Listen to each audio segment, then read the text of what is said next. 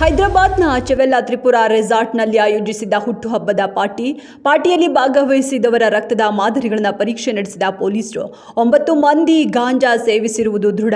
ಇದೀಗ ಗಾಯಕಿ ಮಂಗ್ಲಿ ವಿಡಿಯೋ ಬಿಡುಗಡೆ ಮಾಡಿದ್ದು ಪಾರ್ಟಿ ವಿಷಯವಾಗಿ ಡ್ರಗ್ಸ್ ಆರೋಪದ ವಿಷಯವಾಗಿ ಸ್ಪಷ್ಟನೆ.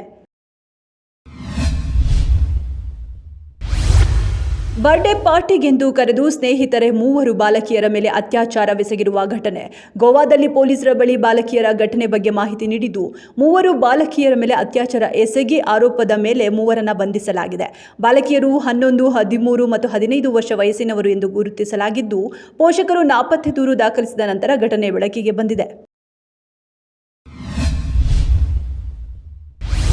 ಕಾಂತಾರ ಚಾಪ್ಟರ್ 1 ಚಿತ್ರದ ಜೂನಿಯರ್ ಆರ್ಟಿಸ್ಟ್ ಒಬ್ಬರು ಮೃತಪಟ್ಟಿದ್ದಾರೆ. ಮೃತನನ್ನು ವಿಜು ವಿಕೆ ಎಂದು ಗುರುತಿಸಲಾಗಿದೆ.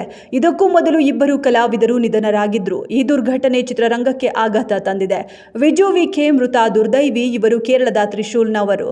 ಆಗುಂಬೆಯ ಸಮೀಪದ ಹೋಮ್ ಸ್ಟೇನಲ್ಲಿ ಎದೆನೋವು ಕಾಣಿಸಿಕೊಂಡಿದೆ. ಆಸ್ಪತ್ರೆಗೆ ರವಾನಿಸುವಾಗ ಮಾರ್ಗ ಮಧ್ಯೆ ನಿಧನ.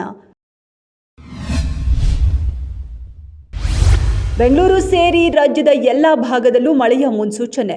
ದಕ್ಷಿಣ ಕನ್ನಡ, ಕೊಡಗು, ಚಿಕ್ಕಮಗಳೂರು ಜಿಲ್ಲೆಗೆ ರೆಡ್ ಅಲರ್ಟ್ ಘೋಷಣೆ. ಬೆಂಗಳೂರು ಗ್ರಾಮಾಂತರ ಸೇರಿ ಹಲವು ಜಿಲ್ಲೆಗಳಿಗೆ ಎಚ್ಚರಿಕೆ. ತಲಾ 10 ಲಕ್ಷ ರೂಪಾಯಿ ಪರಿಹಾರ ಘೋಷಣೆ ಮಾಡಿದ್ದ ಆರ್ಸಿಬಿ ಮಾರ್ಕೆಟಿಂಗ್ ಮುಖ್ಯಸ್ಥ ನಿಖಿಲ್ ಸೋಸಲೆ ಬಂಧನ.